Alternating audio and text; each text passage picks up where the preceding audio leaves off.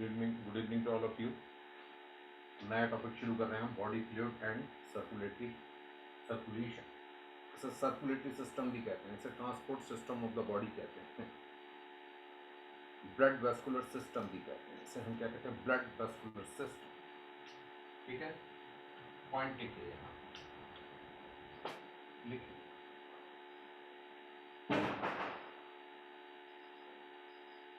Circulatory system is mesodermal in origin. Circulatory system is mesodermal in origin, and circulatory system consists of, तो circulatory system इसको हम blood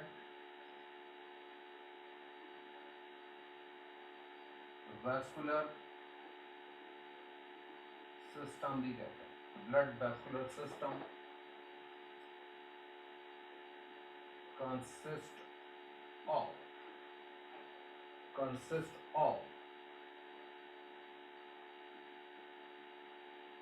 muscular and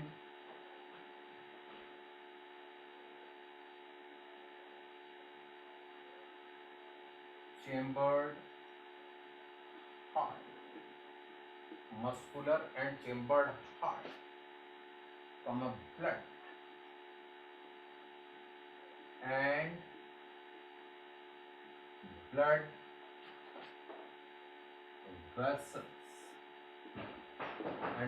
vessels, circulatory system or blood vascular system, circulatory system or blood vascular system consists of muscular chamber heart, blood and blood vessels. अब हम देखेंगे angiology.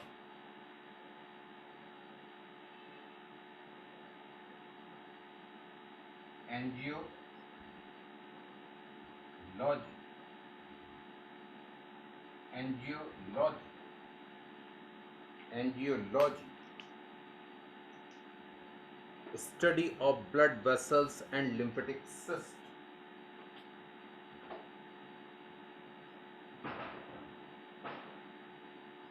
Study of blood vessels and lymphatic system. Study of blood vessels and lymphatic system is called angiology. Father of angiology.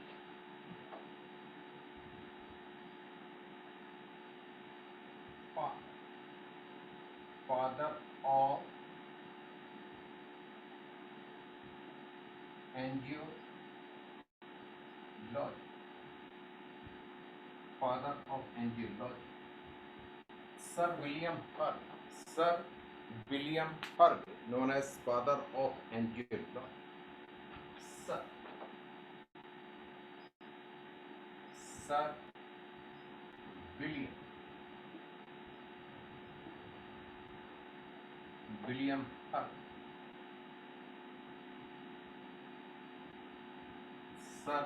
William Harvey. Sir William Harvey, known as father of enzymology. Sir William Harvey, known as father of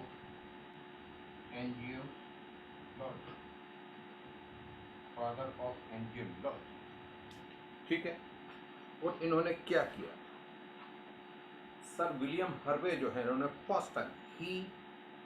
first time demonstrated closed circulatory system. इन्होंने सबसे पहले close circulatory system को demonstrate किया था, दिखाया था। किसकी help से? living dissecting snake, living dissecting snake। तो लिखिए, लिखिए यहाँ पर, देखिए, he was the first to demonstrate closed circulatory, closed circulatory system with the help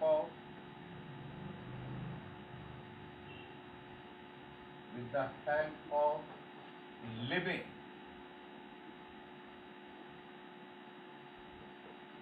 dissecting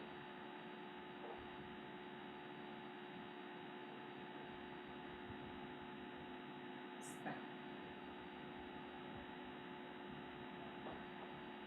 dissecting snake, dissecting double S dissecting snake, ठीक है, dissecting snake। अब हमें देखना है, फ्लूइड कनेक्टिव टिश्यू। आप लोगों ने एनिमल टिश्यू पढ़ रहे थे, और एनिमल टिश्यू में एक जगह पर आया था फ्लूइड कनेक्टिव टिश्यू। आप लोगों में से बहुत सारे लोगों ने बोला था सर ये यहाँ पर क्यों नहीं पढ़ा रहे। मैंने आप लोगों को तब बोला था कि ये आप लोगों को सर्कुलेटरी सिस्टम में दिया गया है। कहाँ पर दिया है? सर्कुलेटरी सिस्टम में दिया गया है। तो अब हम देखेंगे fluid connective tissue.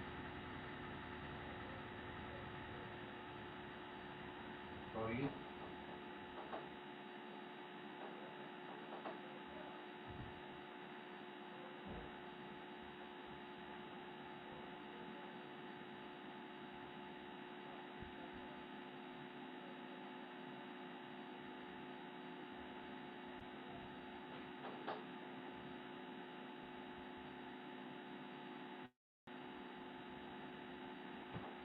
fluid connective tissue divided into two parts. Number one, flat, and number two, lift. Fluid connective tissue consists of two parts. Number one, blood, and number two, lift. और सबसे पहले हम यहाँ पर देखेंगे blood.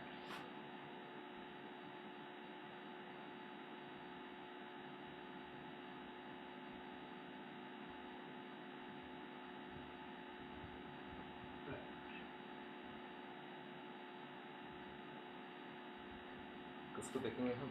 Blood, blood, ठीक। Number one इसमें हम देखेंगे haematology. Haematology is the study of blood, या study of blood is known as haematology.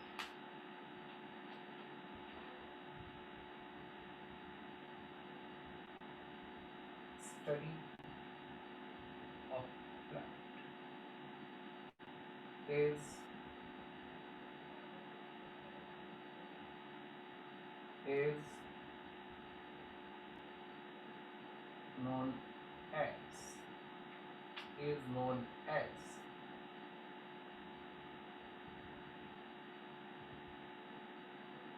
hematology.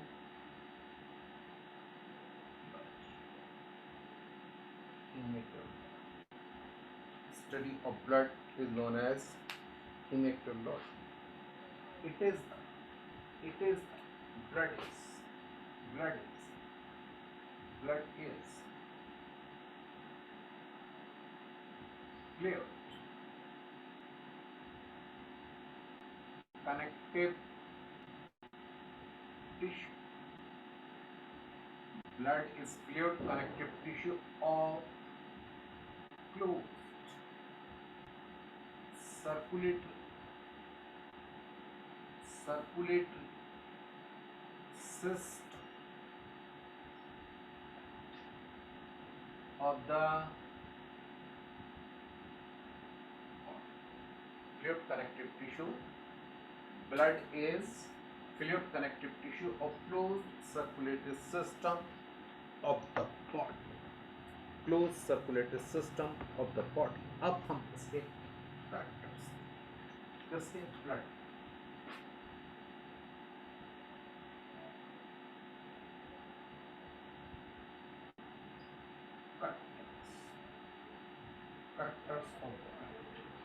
Characters of blood, ठीक है, characters of blood.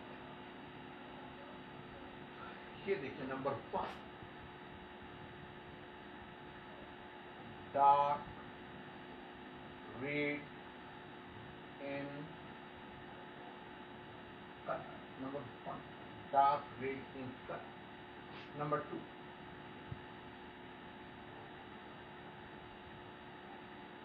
heavier than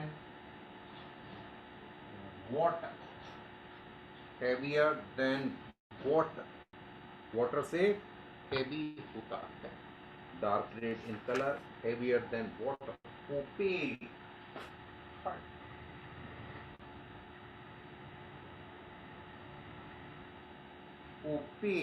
opaque in appearance,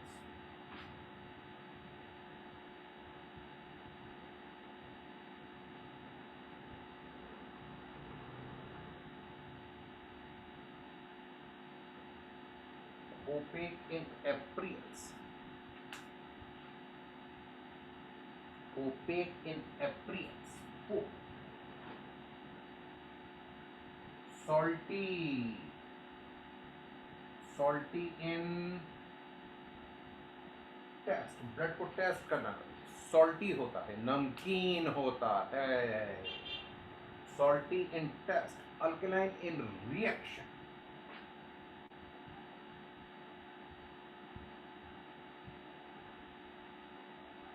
alkaline इन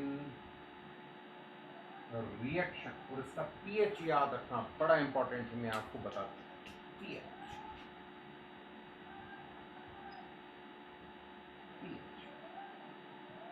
7.4, 7.4, ठीक है, 7.4 हो गया। लिखिए, in adult man, in adult man देखिए 6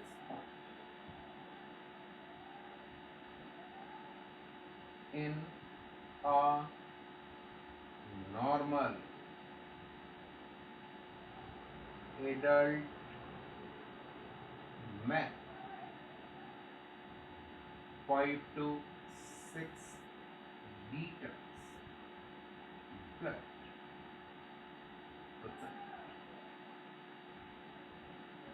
एक एडल्ट मैन जो रहता है उसमें 5 से लेकर 6 लीटर ब्लड होता है। क्या होता है? 5 से लेकर 6 लीटर ब्लड होता है। और सब एडल्ट वुमेन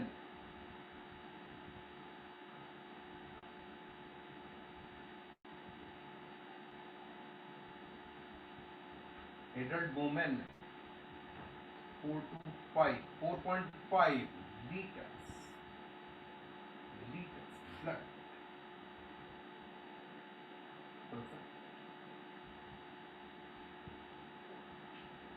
एडल्ट मैन में 5 से लेकर 6 लीटर ब्लड, लेकिन एडल्ट वुमेन जो रहती है उसमें 4.5 लीटर से वुमेन में ब्लड कम होता है।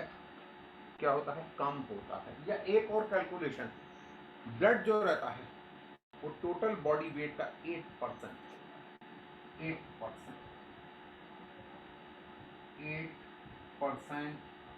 Of total body weight, 8% of total body weight. Okay, अब देखिए हम ब्लड हो गया, ये हो गया ब्लड, ये हो गया ब्लड, ये इसके कंपोनेंट्स। तो ब्लड में कितने कंपोनेंट्स होते हैं? 2 components.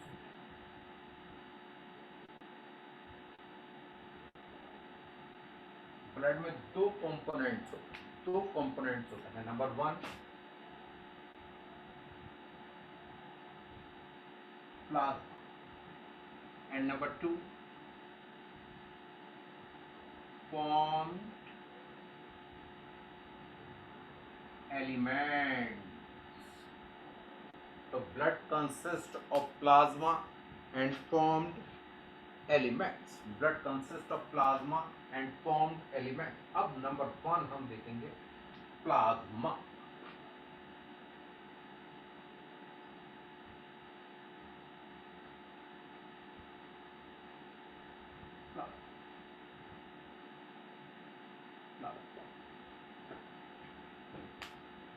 It is extracellular fluid of blood.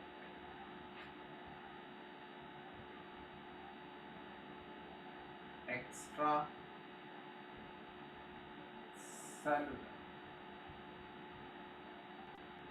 fluid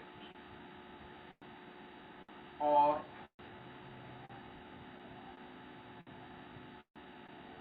ground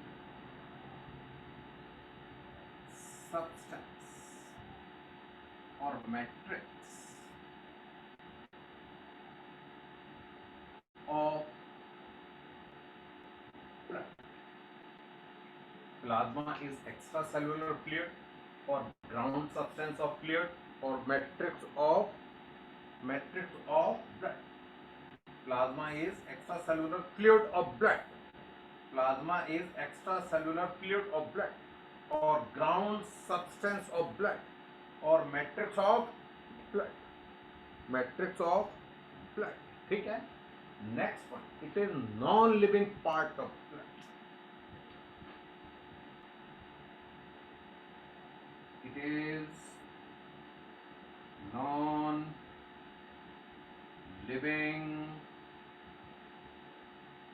part of blood. It is non-living. It is non-living part of blood. It is non-living part of blood. ठीक है. It is non-living part of blood. ठीक है. It is non-living part of blood. ठीक है. अच्छा. It constitutes 55% part of blood. It constitutes 55% part of blood. ठीक है. ये ब्लड का कितना परसेंट पार्ट बनाता है? 55% पार्ट बनाता है. क्या बनाता है? 55% पार्ट बनाता है. अब हम इसका कंपोजिशन क्या देखेंगे? इसका कंपोजिशन.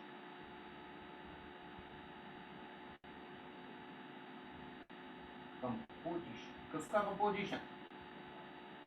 किसका कंपोजिशन देख रहे हैं हम? देखिए ब्लड. ब्लड किससे मिलकर बना? ब्लड के दो blood has 2 component. Number 1 plasma and number 2 formed elements. Number 1 हम प्लाज्मा को देख रहे हैं. तो प्लाज्मा क्या है? Plasma is the extracellular fluid और ग्राउंड सब्सटेंस और matrix of blood.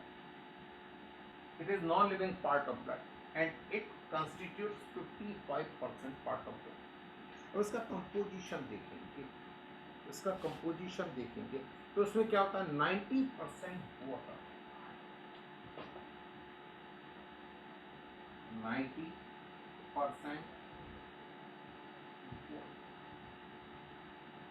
8 to 9% solids. 8 to 9% solids. ठीक है. 8 to 9% solids. 8 to 9% solids. Okay. चलिए मैं यहाँ से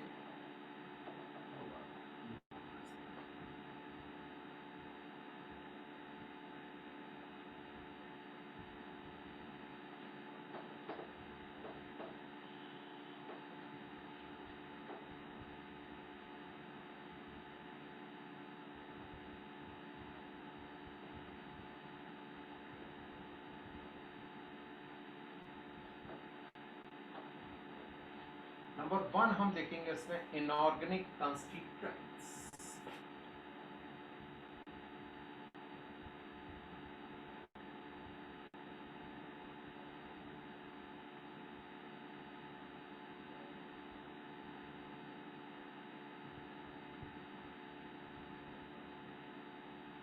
inorganic constituents of plasma, inorganic constituents of plasma, और ये होते हैं 0.9%। इनऑर्गेनिक कॉन्स्टिट्यूएंट्स ऑफ प्लाज्मा कितने होते हैं ये? 0.9%। अब इसमें क्या क्या होंगे, इसमें क्या क्या होंगे? एक होंगे आयंस,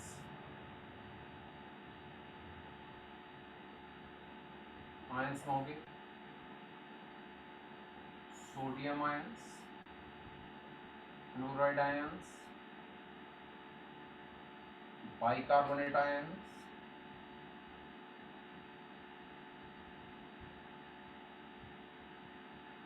सल्फेट आयंस होता है, सल्फेट, सल्फेट 2 माइनस, और फॉस्फेट आयंस होते हैं। क्या होते हैं? फॉस्फेट आयंस होते हैं 3 माइनस। हाँ, PO4 3 माइनस, ये आयंस, ये आयंस। अब होंगे salts,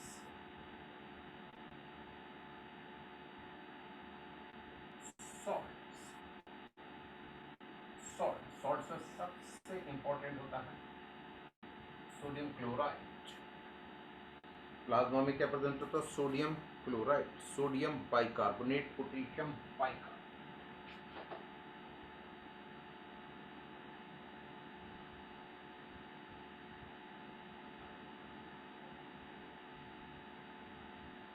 sodium chloride, sodium bicarbonate, potassium bicarbonate.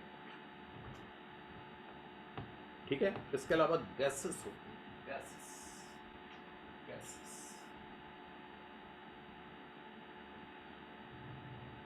Gases, gases में नंबर 1 होगा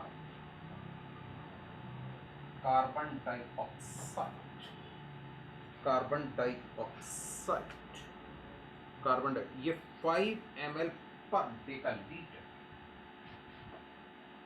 5 ml per DL of blood. Decalitre मतलब 100 सीसी, 100 सीसी या 100 ml में कितनी ऑक्सीजन प्रेजेंट होगी? 100 ml को या 100 सीसी को हम कहेंगे डेकालीटर। तो 100 ml में कितनी होती है? 5 ml ऑक्सीजन,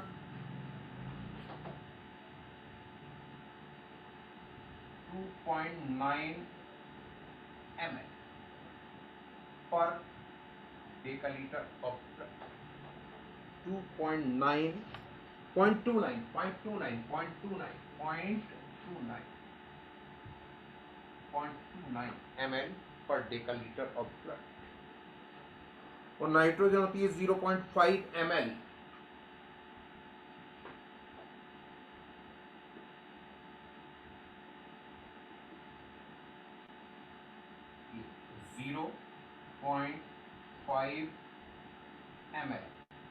पर डेकालीटर ऑफ ब्लड। तो ब्लड में सबसे ज्यादा कौन सी गैस होती है? Carbon dioxide. क्योंकि मैंने आपको पहले भी बताया था कि कार्बन डाइऑक्साइड की सॉल्युबिलिटी ऑक्सीजन के कंपैरिजन में 20 to 25 टाइम्स ज्यादा होती है। The solubility of oxygen in blood, the solubility of carbon dioxide, the solubility of carbon dioxide in blood is 20 to 25 times more than oxygen, more than oxygen. अब हमें देखना है, अब हमें देखना है ऑर्गेनिक कॉन्स्टिट्यूएंट्स।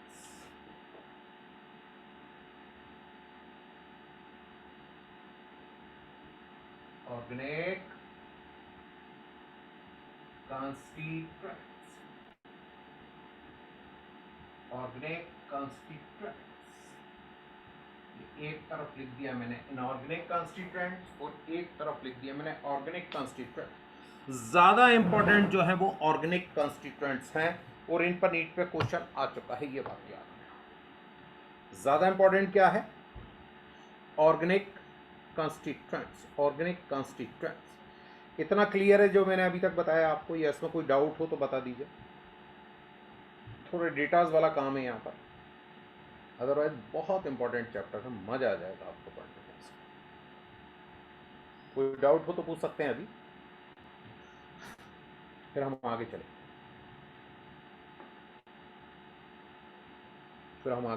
कोई डाउट हो तो अभी पूछ लें आप लोग।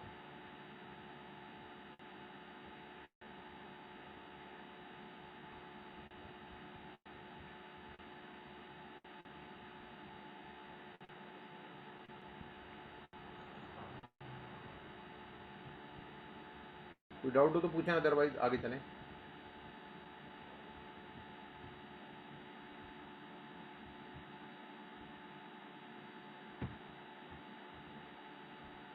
तो क्लियर है आप लोगों को सब कुछ? हैंड रेज कर दीजिए यदि क्लियर है, तो मैं आगे बढ़ूँ फिर फटाफट। ओके, ठीक है ठीक है ठीक है ठीक है ठीक है। अब हम क्या देख रहे हैं, देखिए मैंने आपको प्लाज्मा के बारे में बता दिया। प्लाज्मा में क्या 90% वाटर, 8 to 9% सॉलिड्स। अब सॉलिड्स में क्या होंगे? ऑर्गेनिक कॉन्स्टिट्यूएंट्स होंगे और इनऑर्गेनिक कॉन्स्टिट्यूएंट्स होगा। ये इनऑर्गेनिक कॉन्स्टिट्यूएंट्स के बारे में बता दिया मैंने कि इनऑर्गेनिक कॉन्स्टिट्यूएंट्स कितने होते हैं, 0.9% होते हैं। अब ऑर्गेनिक कॉन्स्टिट्यूएंट्स को देखें हम, तो ये ऑर्गेनिक कॉन्स्टिट्यूएंट जो रहते हैं ये 8% होते हैं। कितने होते हैं? 8% होते हैं।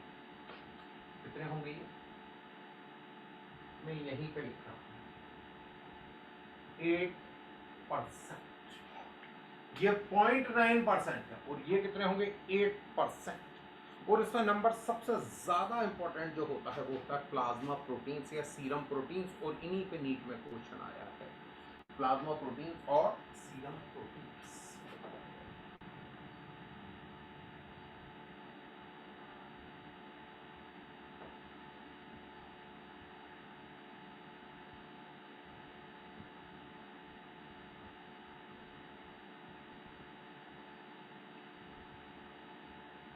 प्लाज्मा और सीरम प्रोटीन्स, प्लाज्मा और सीरम प्रोटीन्स, प्लाज्मा और सीरम प्रोटीन्स, और ये 4 टाइप्स के,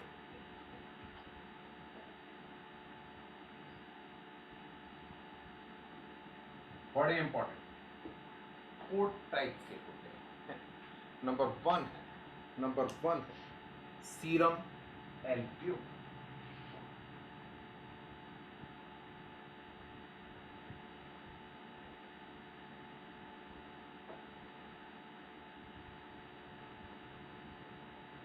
serum albumin, serum albumin 4% of total plasma protein. ये क्या होता है? 4% ऑफ टोटल प्लाज्मा प्रोटीन, ठीक है, 4% ऑफ टोटल प्लाज्मा प्रोटीन। और दूसरी बात क्या हो गई है? स्मॉलेस्ट प्लाज्मा प्रोटीन है। It is the smallest plasma protein, it is the smallest plasma protein. Serum protein और प्लाज्मा प्रोटीन बात एक ही है। It is smallest plasma protein synthesise in liver. ये कहां पर बनता है? लिवर में बनता है।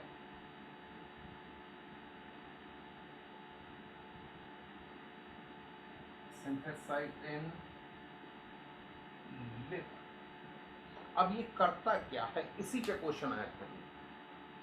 तो it retains water in plasma and maintains osmotic pressure of blood. It retains water in plasma. Plasma में पानी को रोक के रखता है। ये यदि कम होगा तो प्लाज्मा से पानी बाहर निकलकर टिश्यूज में आना शुरू हो जाएगा। अभी बताता हूं मैं आपको वो कंडीशन क्या होती है। It retains water in plasma and maintains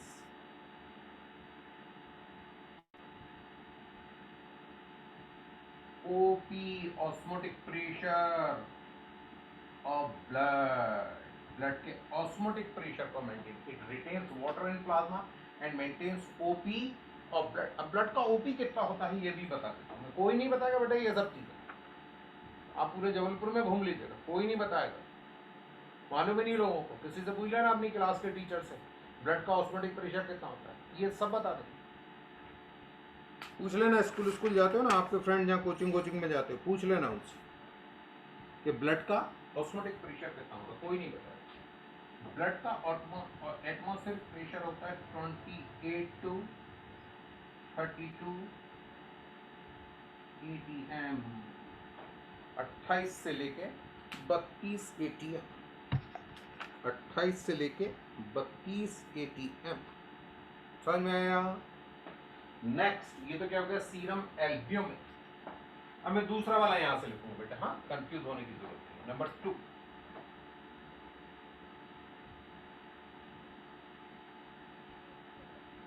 serum globulin, बड़ा इंपॉर्टेंट है, अभी कोरोना में तो बड़ा जबरदस्त रोल रहा है इसका, अभी बताता हूँ। कोरोना में तो बड़ा जबरदस्त रोल रहा है, ये 2 to 2.5% होता है।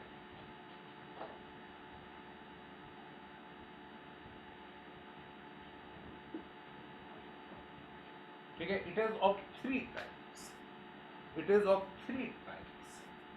कितने टाइप का होता है ये? 3 टाइप्स।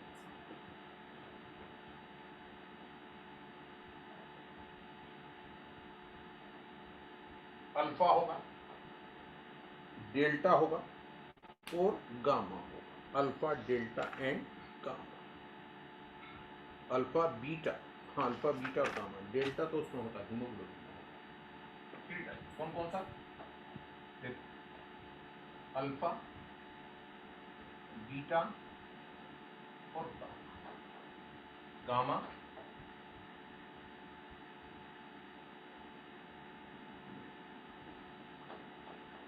अल्फा बीटा और गामा ग्लोबुलिन, अल्फा बीटा और गामा ग्लोबुलिन। अब देखो मैं इसके बारे में बता, मैं आपको थोड़ा अलग अलग करके यहाँ शॉर्ट में बताऊंगा, क्योंकि ये 3 टाइप का होता है। देखिए अभी तक आपने ग्लोबुलिन प्रोटीन पढ़ा, हम देखा मास सेल्स गामा ग्लोबुलिन सिक्रीट करती हैं क्योंकि एंटीबॉडीज प्रोड्यूस करता है। लेकिन अब मैं थोड़ा सा डिटेल में आपको बता दूं कि ग्लोबुलिन प्रोटीन जो रहता है वो भी 3 टाइप्स का होता है, अल्फा बीटा और गामा। मैं यहाँ अल्फा और बीटा के बारे में आपको पहले बता दूं। अल्फा और बीटा ग्लोबुलिन, देखो ये क्या होता है, synthesized in liver। इनका सिंथेसिस कहाँ पर हो रही है? लिवर में हो रही है, सिंथेसाइज इन लिवर में हो रही है। और अल्फा जो रहता है ये कॉपर कैरिंग, कॉपर को कैरी करने वाला प्रोटीन होता है, और बीटा जो रहता है ये आयरन को कैरी करने वाला प्रोटीन होता है। ठीक है, अल्फा एंड बीटा ग्लोबुलिन जितना जरूरी है उतना बता रहा हूं मैं, ज्यादा जरूरी है। सिंथेसाइज इन लिवर, अल्फा के बारे में लिख लीजिए, कॉपर कैरिंग, कॉपर को कैरी करने वाला कॉपर कैरिंग प्रोटीन। और बीटा के बारे में लिख लीजिएगा iron carrying protein, iron carrying protein. और ये दोनों ज्यादा इंपॉर्टेंट नहीं है, इसलिए इनके बारे में मैं यहां पर नहीं बताऊंगा आपको, मैं यहीं पर गामा ग्लोबुलिन के बारे में बता दूंगा। गामा ग्लोबुलिन और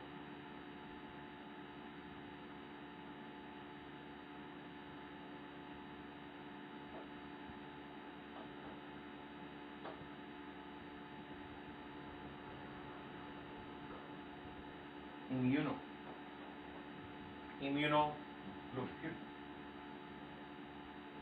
गामा ग्लोबुलिन और इम्यूनोग्लोबुलिन, गामा ग्लोबुलिन और इम्यूनोग्लोबुलिन।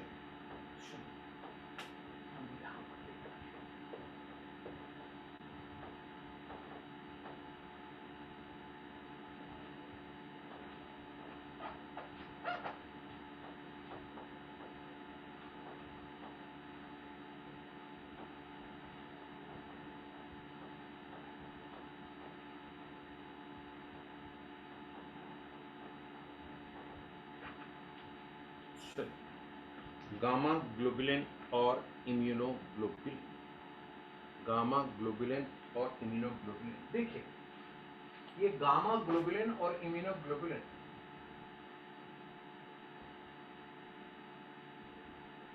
synthesized by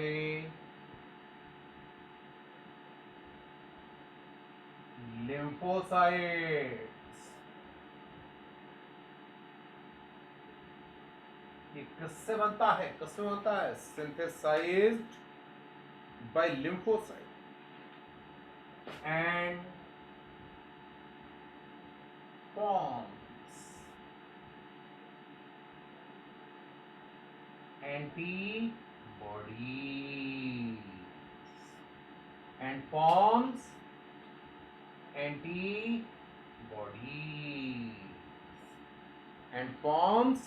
antibodies. क्या बनाता है? एंटीबॉडीज बनाता है। क्या बनाता है? एंटीबॉडीज बनाता है। हम नीट में क्या बढ़िया क्वेश्चन आया था। एक आदमी का इम्यून सिस्टम वीक हो गया है, किसी आदमी का इम्यून सिस्टम वीक हो गया, ये कैसे मालूम करोगे? How can you know the weakness of immune system of the body of a person? By testing. Answer बताओ फटाफट। ये तो नीट का क्वेश्चन, ये नीट का क्वेश्चन। बोलिए, किसी आदमी की इम्यूनिटी या इम्यून सिस्टम स्ट्रांग है या वीक है, ये कैसे जानोगे? कैसे जानो? बोलो जल्दी आंसर करो। चलो एक आंसर आया है। अरे टीचर के साथ इंटरेक्ट करना चाहिए। Gamma globulin. अब गामा ग्लोबुलिन कहाँ होता है? प्रगति बोलो। सही है आपका आंसर, लेकिन होता कहाँ है?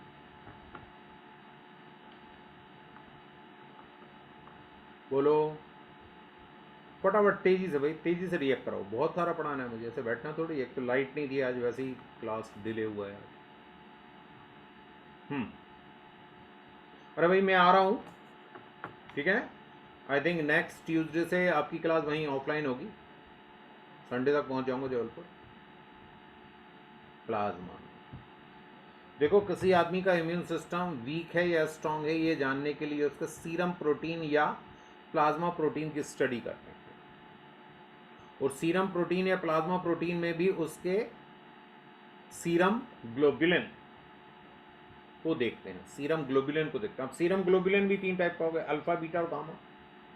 तो कौन से ग्लोबुलिन को टेस्ट करेंगे हम? गामा ग्लोबुलिन को टेस्ट करेंगे।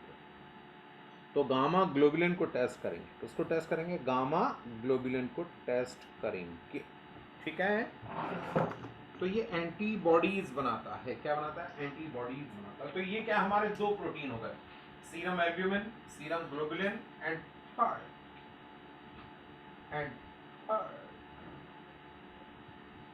थर्ड थर्ड होगा प्रोथ्रोम्बिन एंड फाइब्रिनोजन।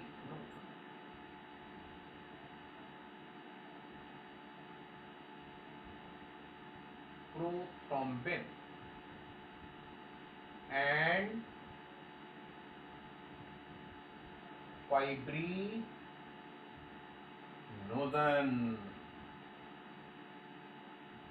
थर्ड है प्रोथ्रोम्बिन और फोर्थ है फाइब्रिनोजन। Prothrombin and fibrinogen. ये टोटल प्लाज्मा प्रोटीन का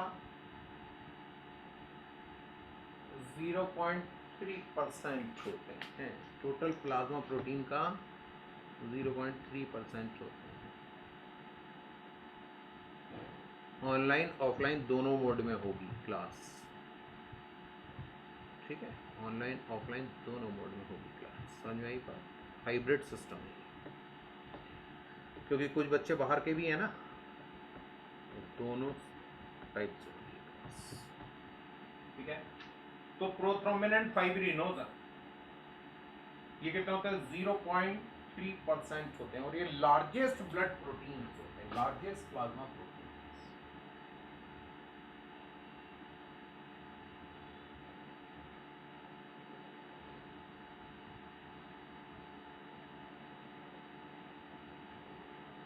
Synthesized in liver.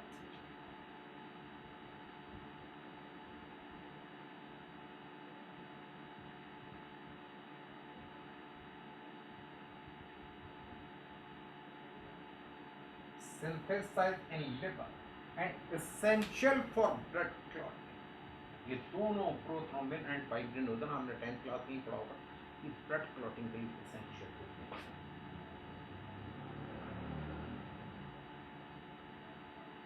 Essential for blood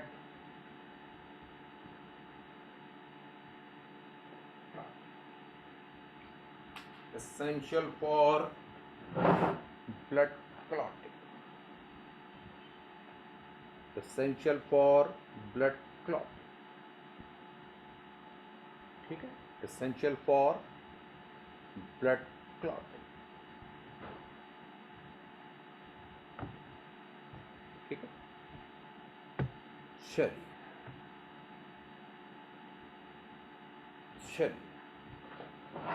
हो गया ये। तो इनऑर्गेनिक कॉन्स्टिट्यूएंट्स, ऑर्गेनिक कॉन्स्टिट्यूएंट्स हो गए। अब प्लाज्मा जो रहता है उसमें डाइजेस्टेड प्रोडक्ट्स भी होते हैं,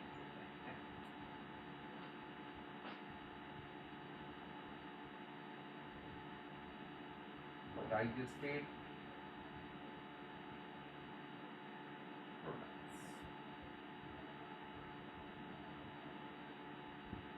इन प्लाज्मा, इन प्लाज्मा। इसमें क्या क्या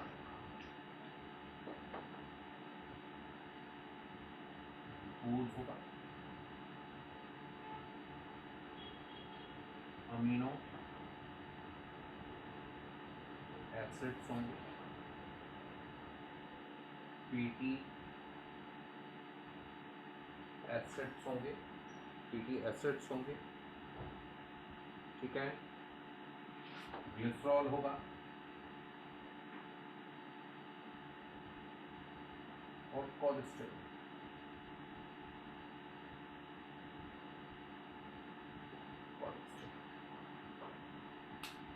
और कोलेस्टेरॉल, ठीक है।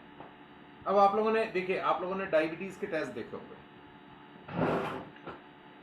ये शौर्या के तो पापा डॉक्टर हैं, खैर इससे तो सब मालूम है। बैठा गया क्लास में शौर्या, हैंड रेस करो फटाफट। जग रहे हो यानी तो चलो, अभी आ रहा हूँ तो सबको देखूंगा ही वहाँ पर। देखिए, आप लोगों ने देखा होगा आजकल डायबिटीज़, हाइपरटेंशन ये एक कॉमन प्रॉब्लम हो गई है। तो डायबिटीज़ में दो टाइप के टेस्ट होते हैं, एक तो होता है फास्टिंग और एक होता है PP, post prandial. Post prandial, PP मतलब पोस्ट, फास्टिंग मतलब भूखे पेट, आपने कुछ नहीं खाया हो ना कुछ पिया हो, मीठी चाय भी नहीं पी सकते आप, खाली पानी पी के और ब्लड टेस्ट करवाइए, और फिर खाना खा के, खाना खाइए 1-1.5 घंटे बाद फिर टेस्ट करवाइए, उसको पीपी कहते हैं, पोस्ट प्रांडियल। तो फास्टिंग कितना होना चाहिए, चूंकि अब आप लोग डॉक्टर बनने जा रहे हैं, सब लोग आप लोग डॉक्टर बनने जा रहे हैं, तो फास्टिंग कितना होना चाहिए और पीपी कितना होना चाहिए ये मैं आपको बता देता हूँ, ठीक है। Normal level of glucose, normal level of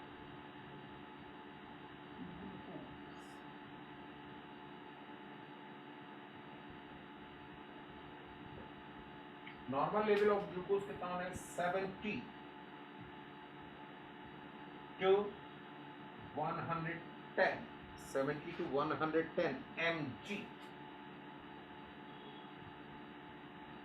per dl of blood, यानी ब्लड के 100 ml में 70 से लेके 110 mg होना चाहिए। ये क्या हो गया, ये क्या हो गया, ये है फास्ट खाली। और पीपी, पीपी होना चाहिए अप टू 140 mg पर dl ऑफ ब्लड। ये पीपी होना, पीपी मतलब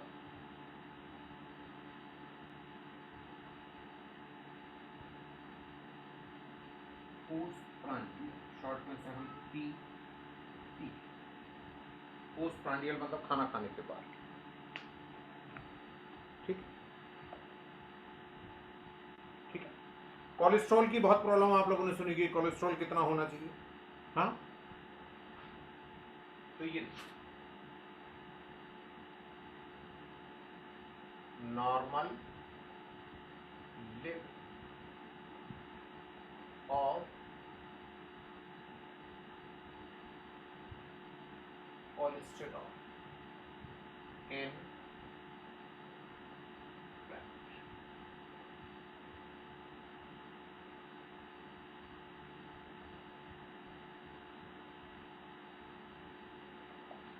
130 से लेके 220 mg होना चाहिए। कितना चाहिए, 132 mg पर dl ऑफ ब्लड। 220 240 तो ज्यादा, 220 220 130 to 220।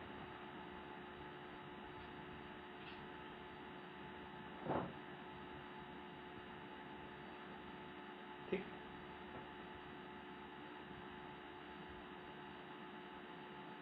ठीक है। इसके अलावा एक्सक्रीटिव प्रोडक्ट्स भी प्रेजेंट होते हैं।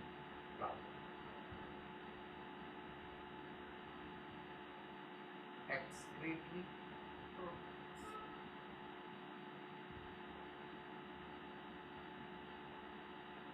In plasma.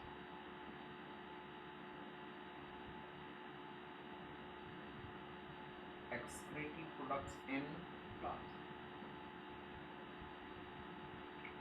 देखो उसमें क्या होगा, यूरिया, यूरिक एसिड हो,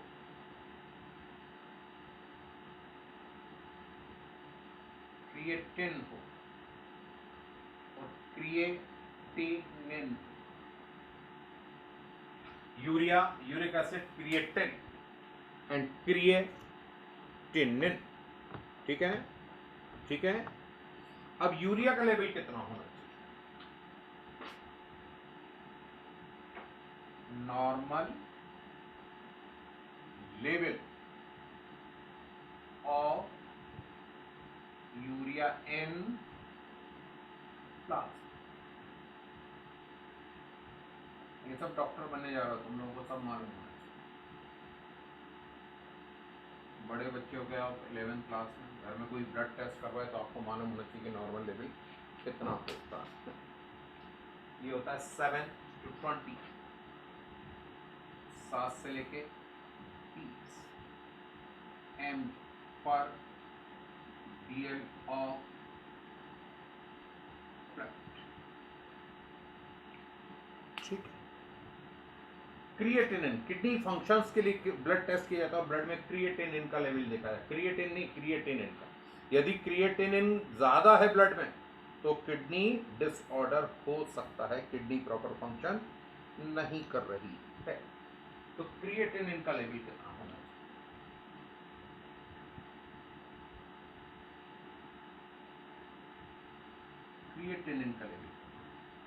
क्रिएटिनिन का लेवल होना चाहिए 0.6 to 1.2 mg per dl of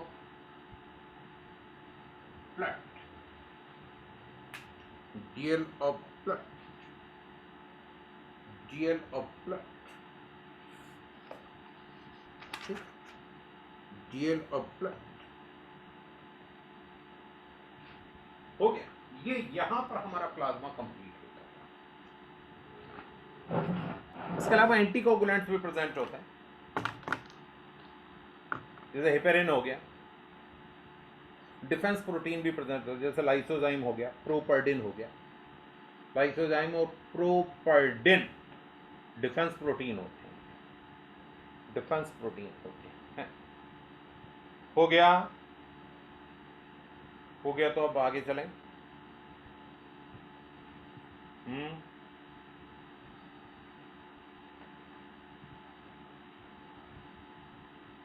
clear है? ये यहां पर प्लाज्मा कंप्लीट हो जाता। अब हम कहेंगे फॉर्म्ड एलिमेंट्स। फॉर्म्ड एलिमेंट्स क्या? आप लोगों ने देखा होगा फॉर्म एलिमेंट जो लिविंग सेल्स होती हैं, आरबीसी हो गई, डब्ल्यूबीसी हो गई, ठीक है, ये दोनों क्या है? Living cells. These are the living components of blood. तो इन्हीं को हम कहते हैं फॉर्म्ड एलिमेंट्स, और ये ब्लड का लिविंग पार्ट बनाते हैं। तो अब हम क्या देखेंगे? Formed elements. अब हम क्या देखेंगे? Formed elements. फॉर्म्ड एलिमेंट्स में प्लाज्मा हो गया। मैं यहां से लिखना शुरू करूंगा formed elements. Formed elements.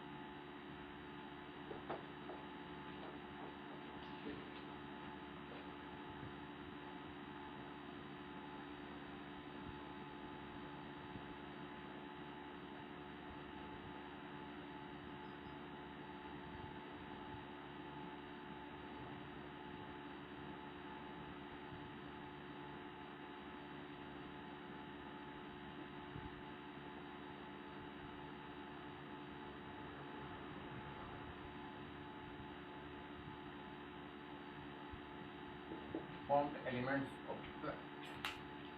Formed elements of blood. ठीक है?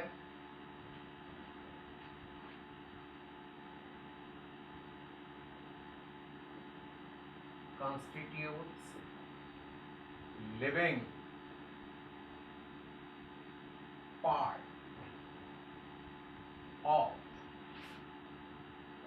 blood. ये ब्लड का लिविंग पार्ट।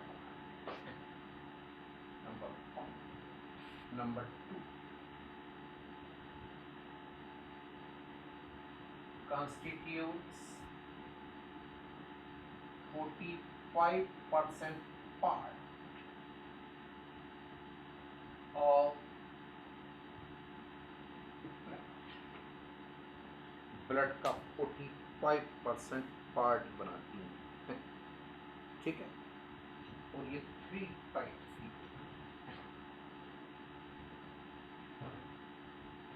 3 टाइप्स की होती है। मैं यहीं पे सब चार्ट बना।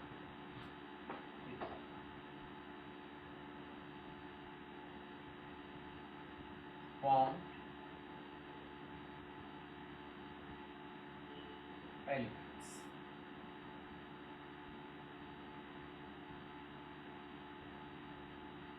ये 3 कितने टाइप के? 3 टाइप। नंबर 1 होगा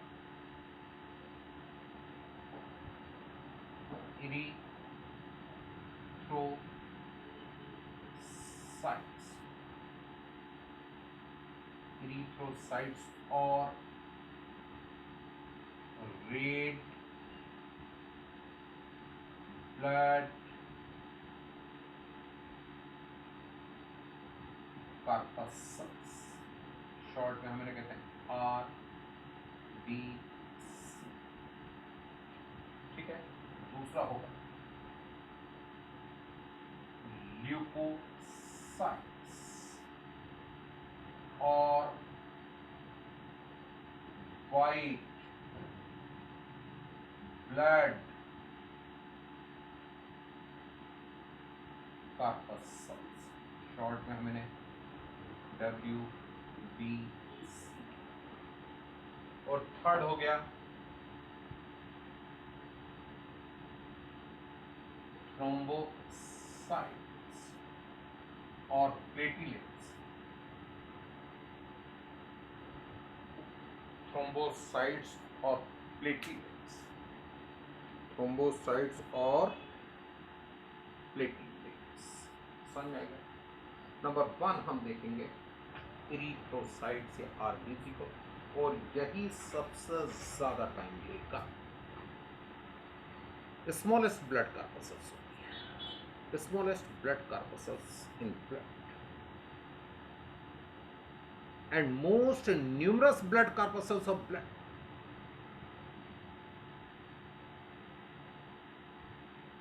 %99 blood corpuscles are WBC।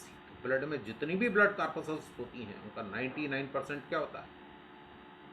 RBC। 99% blood corpuscles of blood are erythrocytes और RBC। चलिए मैं लिखता हुआ चलता हूँ यहाँ पर। अब मैं इसके बारे में यहाँ पर लिखा इरिथ्रोसाइट्स।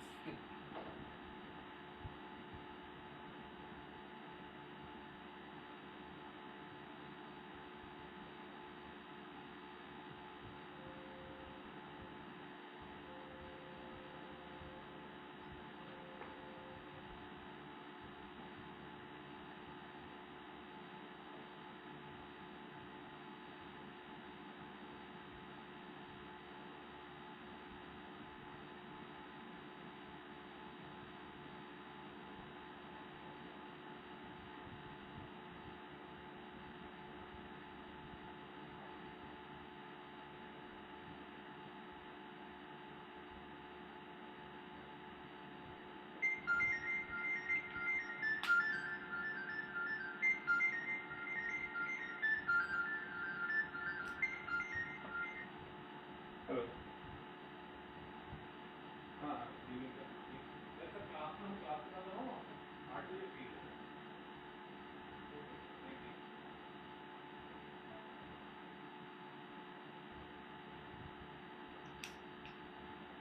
एरिथ्रोसाइट्स और red blood corpuscles, red blood corpuscles. अब देखिए मेरी बात, मैं यहाँ पर कुछ चीजें आपको बता रहा हूँ।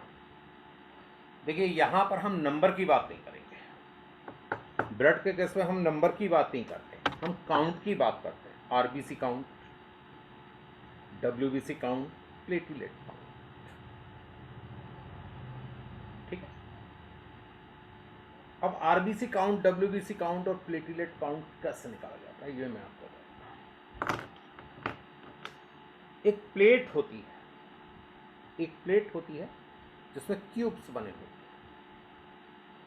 जैसे हम कहते हैं हीमोसाइटोमीटर। क्या कहते हैं? हीमोसाइटोमीटर। समझ में आया?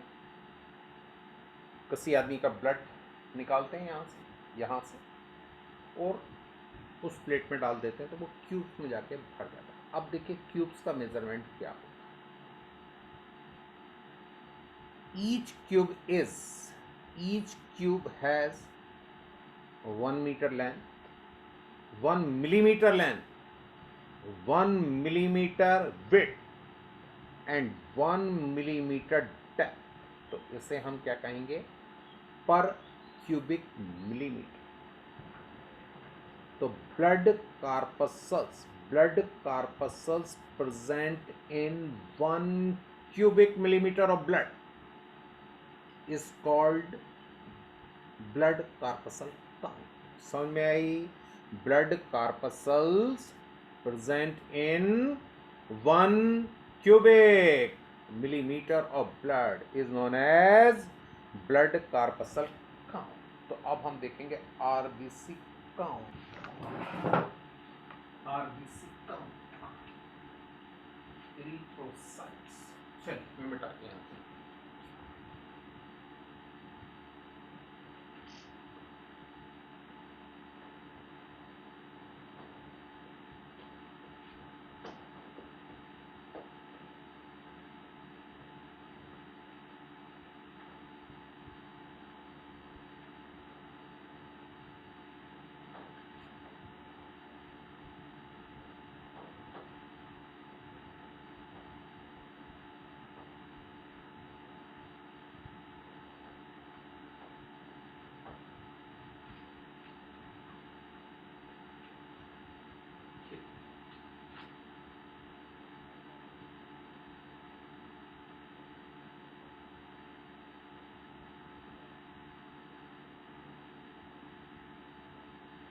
RBC count.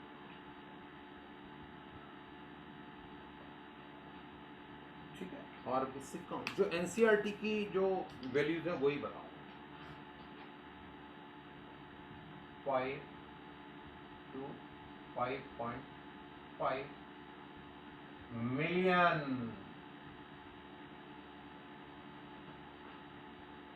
per cubic millimeter of blood. इसका इस तरह से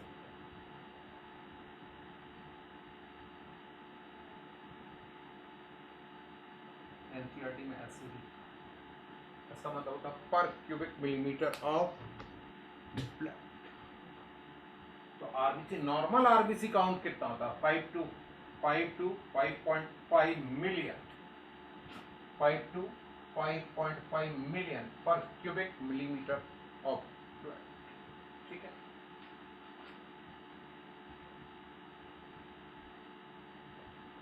RBCs are smallest blood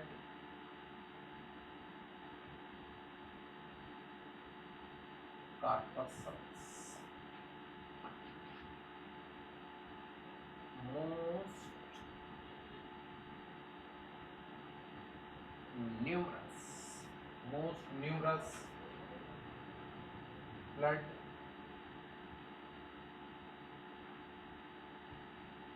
corpuscles, most numerous blood corpuscles. ठीक है, ठीक है. Smallest RBC,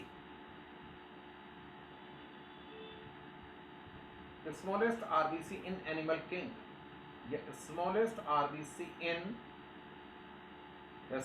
RBC among animals is found in musk deer. कस्तूरी हिरण का नाम सुना होगा ना, वही है ये. देखिए smallest RBC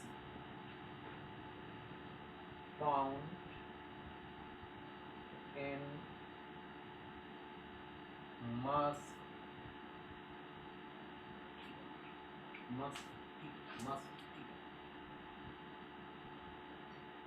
और इसका साइज होता है 2.5 micrometre. Largest RBC are found in amphibia.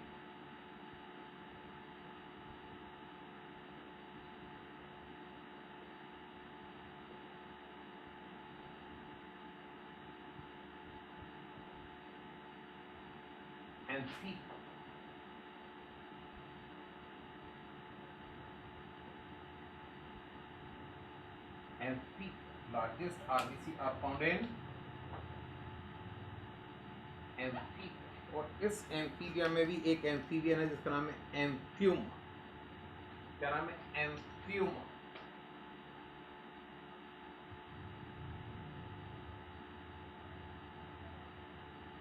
एम्फ्यूमा, एम्फ्यूमा, एम्फ्यूमा, एम्फ्यूमा. ठीक है, ठीक है. Largest RBC among mammals. ये तो मैंने एनिमल किंगडम का बता दिया।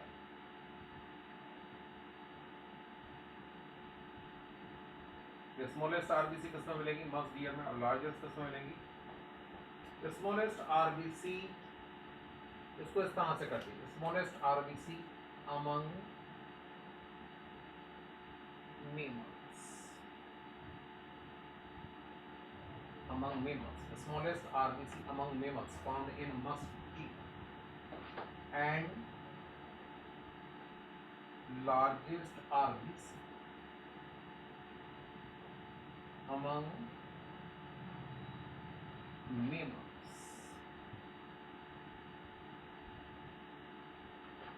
found in elephant,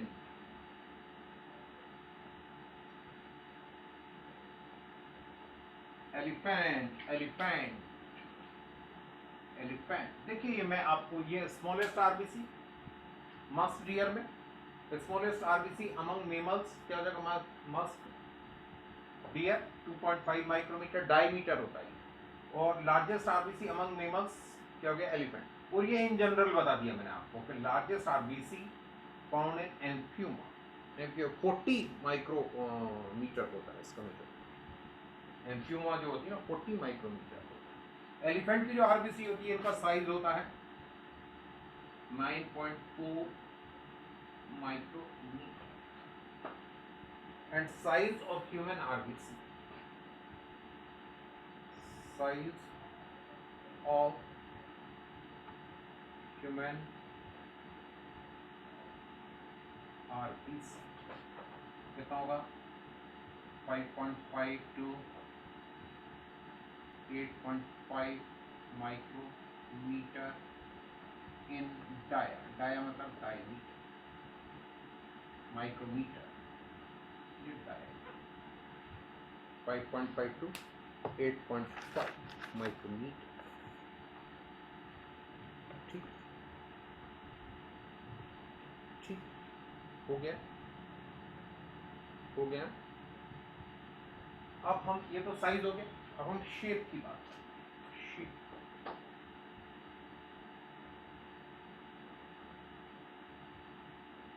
मैं डायग्राम ड्रॉ कर रहा हूँ, मेरे साथ साथ डायग्राम देखिए।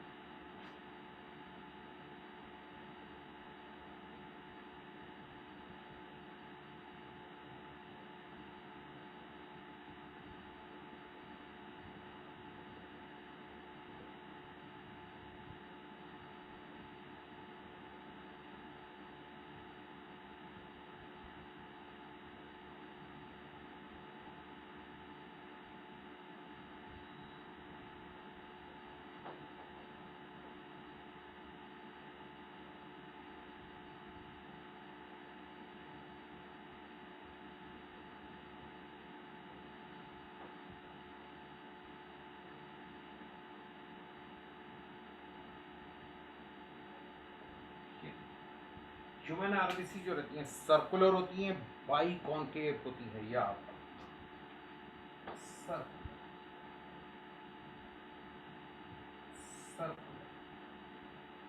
बाई कॉन्केव,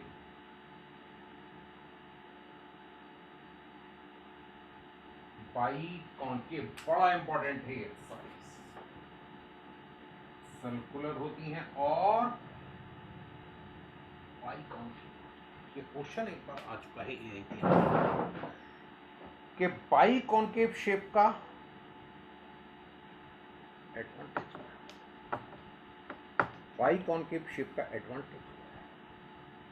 तो देखिए बाई कॉन्केव शेप के कारण, बाई कॉन्केव शेप के कारण, बाई कॉन्केव शेप के कारण एरिया ऑफ सरफेस इंक्रीज हो जाता है। बाई कॉन्केव शेप के कारण एरिया ऑफ सरफेस इंक्रीज हो जाता है, और एरिया ऑफ सरफेस इंक्रीज होने के कारण आरबीसीज जो रहती हैं वो ज़्यादा ऑक्सीजन को एब्जॉर्ब करती हैं, ज़्यादा कार्बन डाइऑक्साइड गैस रिलीज करती हैं। It means their respiratory efficiency increases due to biconcave shape. ये सबसे ज़्यादा इंपॉर्टेंट है, ठीक है, बाइकॉन्केव शेप का एडवांटेज क्या है?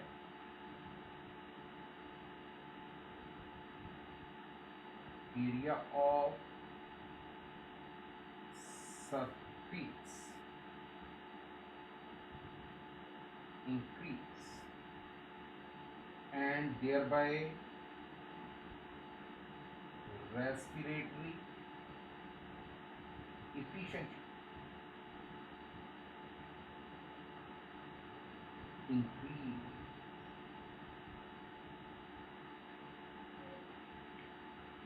एरिया ऑफ सरफेस इंक्रीज हो जाता है और रेस्पिरेटरी एफिशिएंसी इंक्रीज हो जाती है, वो ज्यादा ऑक्सीजन एब्जॉर्ब करती है, ज्यादा कार्बन डाइऑक्साइड। अब देखिए ह्यूमन आरबीसी का साइज मैंने क्या बताया, 5.5 to 8.5 माइक्रोमीटर डायमीटर है, लेकिन हमारी बॉडी में कुछ कैपिलरीज होती हैं वो इतनी छोटी होती हैं कि उनका डायमीटर 5 माइक्रोमीटर होता है। उनका डायमीटर कितना होता है? 5 माइक्रोमीटर। अब उनसे आरबीसी कैसे पास हो? उनसे आरबीसी कैसे पास हो? भाई कैपिलरीज है, ब्लड तो उनमें भी प्रेजेंट होगा, कैपिलरीज के थ्रू तो ऑर्गन्स में जाता है ब्लड। अभी मैं पूरा बताऊंगा आपको कि बॉडी में ब्लड हार्ट से निकलने के बाद में सेल के अंदर तक कैसे जाता है, ये पूरा का पूरा मैं आपको बताऊंगा सिस्टम। आपको समझ में आ जाएगा कि ब्लड कैसे जा रहा है वहां पर, कैसे सेल्स को ऑक्सीजन दे रहा है, कैसे सेल से कार्बन डाइऑक्साइड ले रहा, एक एक चीज आपको मालूम पड़ेगी। तो ह्यूमन आरबीसी जो है इसका डायमीटर कितना मैंने बताया आपको, 5.5 micrometre to 8.5 micrometre. But human RBC can pass through small blood capillaries of 5 micrometre dia. 5 micrometre dia वाली और ब्लड कैपिलरीज से भी ह्यूमन आरबीसी पास हो जाती है। ये क्यों? Because they are biconcave shape. Biconcave shape के कारण ये फ्लेक्सिबल हो जाती हैं, बाइकॉन्केव शेप के कारण ये फ्लेक्सिबल हो जाती हैं and easily squeezes from small blood capillaries, और स्क्वीजिंग की प्रोसेस से स्मॉल ब्लड कैपिलरीज से पास हो जाती हैं। समझ में आई बात? समझ में आई बात? ठीक है, ये किसके कारण है? Biconcave shape.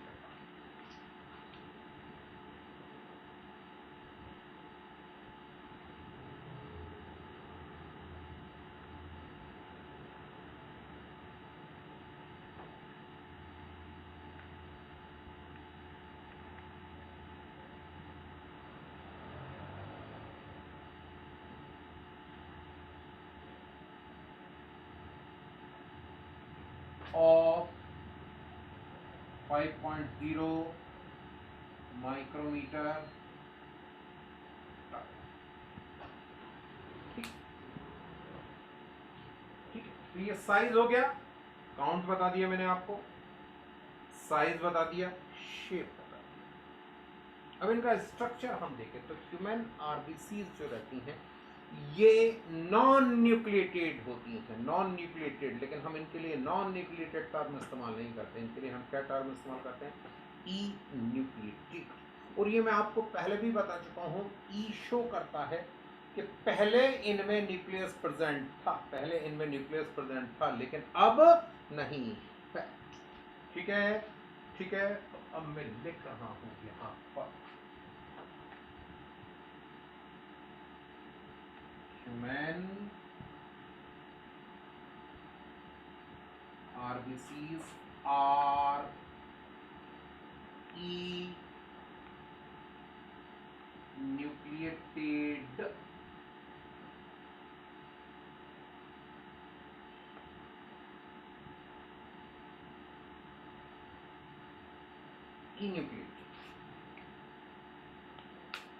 enucleated यानी कि प्रीवियसली उनमें न्यूक्लियस प्रेजेंट होता है but later on it disappears. ये हम प्रूव करेंगे, प्रूव करेंगे। देखिए, nucleus and other cell organelles like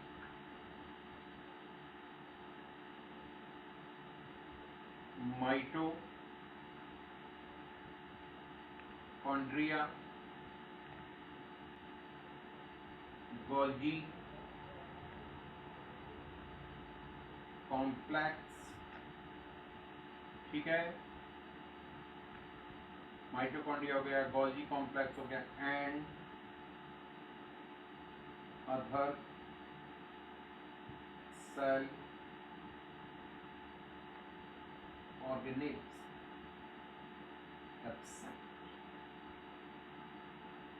absent होते हैं, अदर सेल ऑर्गेनेल्स एब्सेंट होते नहीं।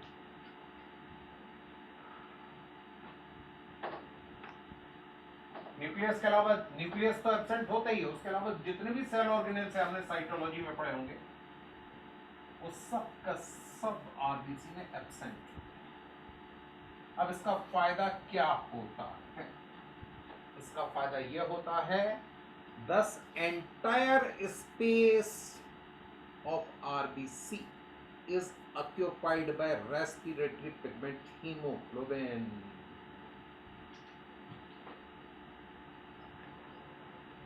Thus entire space is occupied by respiratory pigment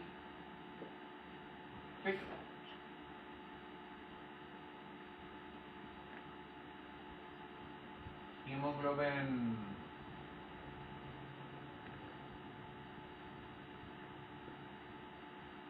Thus entire space is occupied by respiratory pigment hemoglobin. अब पूरा का पूरा स्पेस हीमोग्लोबिन से ऑक्यूपाइड होता है, जिसके कारण रेस्पिरेटरी एफिशिएंसी बढ़ जाती है, क्योंकि हीमोग्लोबिन ऑक्सीजन का भी ट्रांसपोर्टेशन करता है, कार्बन डाइऑक्साइड का भी ट्रांसपोर्टेशन करेगा। तो आरबीसी के अंदर जितना ज्यादा हीमोग्लोबिन होगा, आरबीसी उतना ज्यादा ऑक्सीजन और कार्बन डाइऑक्साइड का ट्रांसपोर्टेशन करेगी, यानी आरबीसी की या ब्लड की रेस्पिरेटरी एफिशिएंसी इंक्रीज हो जाएगी। उसकी ब्लड क्या हो जाएगी? इंक्रीज हो जाएगी, इंक्रीज हो जाएगी। समझ में आई बात इतनी? कितनी बात समझ में आई? यहां लिख लेना अच्छा देखो, आरबीसी में क्या है, न्यूक्लियस तो एब्सेंट है, इसके अलावा माइटोकॉन्ड्रिया भी एब्सेंट, गोल्गी बॉडी भी, गोल्गी कॉम्प्लेक्स भी एब्सेंट, सब एब्सेंट। तो आरबीसी को एनर्जी कहां से मिलेगी? क्योंकि सेलुलर रेस्पिरेशन का काम तो माइटोकॉन्ड्रिया करता है, इसीलिए तो उसको power house of the cell कहते हैं। पढ़ा होगा ना साइटोलॉजी में, बॉटनी में। हाँ, तो ये क्वेश्चन जरूर पूछते हैं आपसे, वाइवा में पूछ लेते हैं आपका प्रैक्टिकल जो होता है। तो RBC obtains energy by glycolysis. Glycolysis तो होती, क्योंकि ग्लाइकोलिसिस साइटोप्लाज्म में होती है, और बाकी का रेस्पिरेशन किसमें होता है? माइटोकॉन्ड्रिया में। तो माइटोकॉन्ड्रिया है नहीं इसमें, तो ग्लाइकोलिसिस तो हो सकती है, साइटोप्लाज्म तो है। तो RBC obtain energy by glycolysis.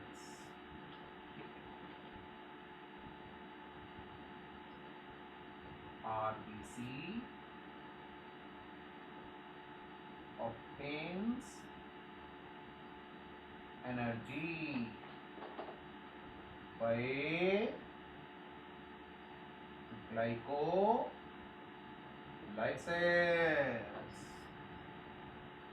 RBC क्या काम करती है?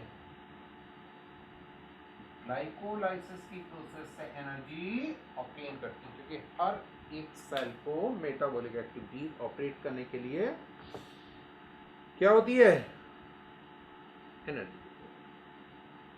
अब आप लोगों ने देखा होगा कैमल और लामास। कैमल तो देखा ही होगा, इसी का भाई होता है, छोटा सा ऊंट जैसा होता है, लामास कहते हैं, इसी का भाई है। वो हमारे यहाँ नहीं मिलता, दूसरी कंट्रीज में मिलता है। तो कैमल और लामास जो रहती हैं, उनकी आरबीसी ओवल होती हैं, लेकिन नॉन न्यूक्लिएटेड होती हैं। अब मैं आपको बड़ी हिट, बड़ा बढ़िया किस्सा बताता हूँ, मुझे नहीं, मैं आकाश जबलपुर में पढ़ा रहा था, और सर्कुलेटरी सिस्टम पढ़ा चुका था, तो उसमें मैं ये जितना आपको पढ़ा रहा हूँ उतना ही पढ़ा। आपको तो थोड़ा सा और ज़्यादा पढ़ा रहा हूँ, क्योंकि वहाँ पर क्या है कि वहाँ पर पर्टिकुलर टाइम रहता था कि इतने टाइम के अंदर आपको सिलेबस खत्म करना है, तो कई बार शॉर्टकट मारनी पड़ती है। वहाँ सभी टीचर शॉर्टकट मारते हैं। आकाश में ये बड़ी प्रॉब्लम है, आप ढंग से पढ़ा ही नहीं सकते। हम लोग तो यहाँ पर आपको बड़े मज़े से पढ़ा रहे हैं सब टीचर, क्योंकि ज़्यादा को तो एक्स्ट्रा क्लास ले लेंगे। आप लोग भी तैयार हो, आप लोग भी समझदार हो कि सर अच्छे से पढ़ाएंगे, 1-2 एक्स्ट्रा क्लास लेंगे तो समझ लो ज़्यादा ही पढ़ा रहे हैं। तो मैं वहाँ पर पढ़ा रहा था, ये पढ़ाया सर्कुलेटरी सिस्टम, और वहाँ पर मैं फैकल्टी रूम में बैठा था, और वहाँ पर बॉटनी वाली मैडम बैठी थी, वो डॉली श्रीवास्तव जो पढ़ाती है, और वहीं पर बच्चे आ गए। अब वो मैंने पढ़ा दिया था, अब उन्होंने क्या पढ़ाया, उन्होंने पढ़ाई होगी साइकोलॉजी है, तो उन्होंने क्या बोल दिया वहाँ पर कि केमल और लामास जो रहते हैं इनकी आरबीसी न्यूक्लिएटेड होती है, यानी इनकी आरबीसी में न्यूक्लियस प्रेजेंट होता है। अब मैंने बच्चों को लिखवाया हुआ था कि इनकी आरबीसी जो रहती है ओवल होती है, सर्कुलर और बाइकॉनकेव नहीं होती है। कैसी होती है? ओवल होती है, लेकिन नॉन न्यूक्लिएटेड होती है। अब उन्होंने कहीं किताब में पढ़ लिया था, और वो बच्चे खड़े हो गए उनके सामने पूछने के लिए कि मैडम ये तो आपने बताया कि इनमें न्यूक्लियस होता है, और सर ने ये लिखवाया हमारे कि न्यूक्लियस नहीं होता, और आकाश के मॉड्यूल में भी लिखा कि न्यूक्लियस नहीं होता है।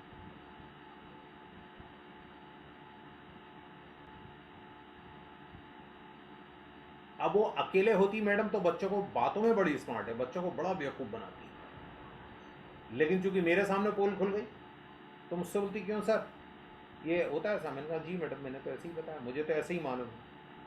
तो मेरे सामने तुरंत विकीपीडिया खोला, वो मोबाइल रखती है, मोबाइल में जो भी बच्चा क्वेश्चन पूछता ना उसको एकदम से आता नहीं है, जैसे हम लोग एकदम फटाफट आंसर करते हैं, एकदम से आता नहीं है उसको, वो तुरंत विकीपीडिया खोलेगी, विकीपीडिया से पढ़ेगी और फिर सब बच्चे को ऐसे बॉट निकलती है। अभी तो आकाश की हालत बहुत ख़राब है, जबलपुर जूलॉजी का टीचर ही नहीं है, बॉटनी ये डॉली मैडम पढ़ाती है, बड़ा ख़राब पढ़ाती है। आपके दोस्त यार जाते होंगे तो थोड़ा समझ लेंगे। तो कैमल और लामास की आरबीसी क्या होती है? ओवल होती हैं, लेकिन नॉन न्यूक्लिएटेड होती हैं। देखो यहाँ पर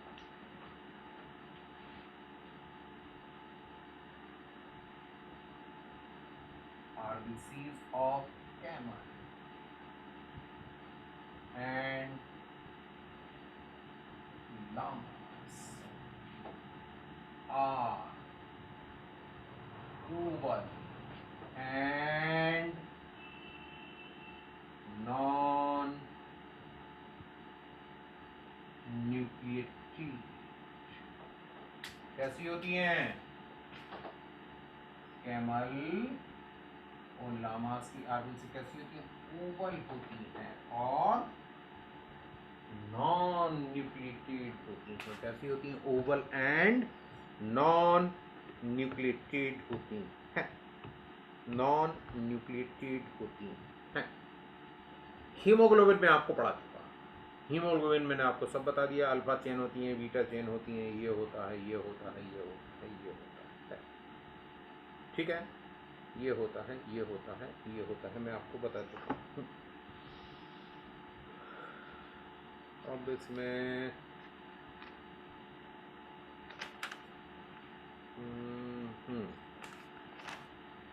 एक मिनट हो जाओ।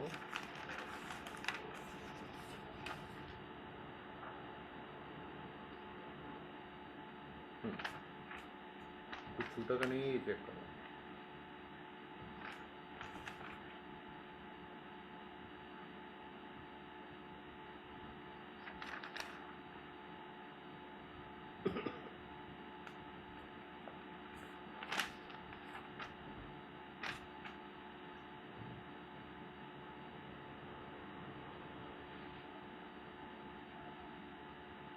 अब हमें देखना है amount of haemoglobin.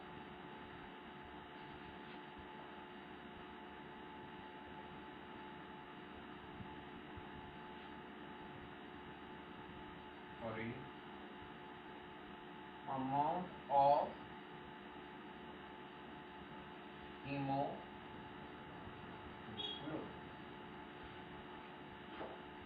in a normal adult man, man includes both male and female. Biological term में मैन का मतलब होता है it include both male and female. ये बड़ा इंपॉर्टेंट है, अभी मैं बताता हूँ। ये कितना होता है 12 to 16, 12 to 16 ग्राम पर DL ऑफ ब्लड। बड़ा इंपॉर्टेंट पॉइंट है ये, बिल्कुल याद रखना, बिल्कुल इसको याद रखना कि amount of haemoglobin in a normal adult man, in a normal adult man कितना होगा 12 to 16 ग्राम्स, मिलीग्राम मत कह देना, ग्राम्स पर डीएल। पर डीएल का मतलब होता है डेका लीटर, डेका लीटर का मतलब होता है 100 ml of blood, 100 ml of blood, समझ में। और आरबीसी जो होती है उसका टोटल 34% हीमोग्लोबिन। किसी भी आरबीसी में हीमोग्लोबिन कितना होगा, उसके टोटल का 34% कितना होगा, 34% 34% होगा। अब आप लोगों ने सुना होगा, डॉक्टर के पास गए, डॉक्टर के पास गए, डॉक्टर ने ऐसे आंखें यूं करके देखी, ऊपर देखो, टॉर्च से देखता है वो, जीप करो, नेल्स देखता है, लिप्स देखता है, और बोल देता है खून की कमी हो गई आपको, खून की कमी हो गई। बोला ब्लड टेस्ट करवाओ, और ब्लड टेस्ट करवाते हैं तो ब्लड में वो क्या देखते हैं, ब्लड में देखते हैं हीमोग्लोबिन। हीमोग्लोबिन का नॉर्मल परसेंटेज कितना होना चाहिए, 12 से 16 ग्राम पर 100 ml होती है नॉर्मल में। फीमेल में थोड़ा सा कम होता है क्योंकि उनमें ब्लड लॉस होता है, वुमेन में कम होता है क्योंकि उनमें ब्लड लॉस होता है, थोड़ा सा कम। अब खून की कमी हो गई, तो खून की कमी का मतलब क्या होता है, क्योंकि वो एक जो नॉन टेक्निकल आदमी है, जो बायो का स्टूडेंट नहीं है, उसको क्या समझ में आएगा हीमोग्लोबिन क्या होता है, चलो पढ़ा लिखा हो तो समझ गया। लेकिन एक लेमैन गया गवर्नमेंट हॉस्पिटल में, वहाँ डॉक्टर, तो अब डॉक्टर बेचारा क्या करेगा, उसको यही बोलेगा ना कि खून की कमी हो गई। तो खून की कमी का मतलब क्या होता है कि हीमोग्लोबिन का लेवल नॉर्मल लेवल से कम हो जाना, हीमोग्लोबिन का लेवल नॉर्मल लेवल से कम हो जाना। अब मैं इसके लिए आपको एक बात बताता हूँ, गर्ल्स में बड़ी प्रॉब्लम होती है। मैं जब आकाश में पढ़ाता था तो एक लड़की है, उसके फादर भी डॉक्टर है वहीं पर, वो पढ़ने आती थी मेरे पास, ड्रॉपर्स बैच। उसको कुछ हेरिडेटरी डिजीज थी जिसके कारण उसका हीमोग्लोबिन 4 तक पहुंच जाता था, 4 ग्राम पर डेकालीटर होता है, 4 ग्राम। आप समझ लीजिए 4 ग्राम कितना कम होता है। उसका एम्स दिल्ली से इलाज चल रहा था। तो मेरे क्या है, बड़े सीनियर डॉक्टर्स मेरे दोस्त हैं, मेरे साथ पड़े हुए, तो वो भी मुझे बहुत सारे टिप्स देते रहते हैं। मैं भी आपको एक टिप देता हूँ, स्पेशली गर्ल्स बॉयज़ मैं भी खाता हूँ, आप लोग भी खाइए। खाना खाने के बाद में, दोपहर में जो डिनर करते हो, दोपहर में जो लंच करते हो, रात में डिनर करते हो, दोनों के बाद इतना सा गुड़ खा लिया। जबलपुर में तो गुड़ बड़ा अच्छा मिलता है, वहीं कहीं पास है, वहाँ गांव से आता है। इतना सा गुड़ खा लिया बस। और गुड़ कौन सा, वो पीला वाला गुड़ नहीं लेके आना, ब्राउन गुड़ लेकर आना, जो काला काला सा दिखता है आपको, वही ओरिजिनल गुड़ है। क्योंकि वो जो गुड़ आपको येलो दिख रहा है ना, उसमें तो क्या करते हैं, सॉल्ट्स डाल देते हैं, तो सोडियम बढ़ जाता है उससे, सोडियम बहुत हार्मफुल होता है। इसीलिए तो कहते हैं नमक कम खाओ, नमक ज़्यादा खाने से हार्ट की प्रॉब्लम होती है, बोन्स की प्रॉब्लम होती है, समझ में। तो अब गुड़ खाइए। गुड़ से क्या मिलता है, गुड़ से आयरन मिलता है। गुड़ से क्या मिलता है, आयरन मिलता है। आयरन मिलेगा तो बॉडी में हीमोग्लोबिन की ज़्यादा सिंथेसिस। डॉक्टर कहते हैं हरी सब्जियां खाइए, पालक खाइए। हरी सब्जियां और पालक से क्या मिलता है, पोरफायरिन मिलता है, और पोरफायरिन से भी हीमोग्लोबिन बनता है। समझ में आया? हीमोग्लोबिन में क्या होता है? आयरन होता है, 4 फायर इनमें, दो ही तो चीज़ें होती हैं। तो इतना मैंने आज आपको बता दिया। कोई डाउट हो तो पूछ सकते हैं, अदरवाइज हम कंक्लूड करें।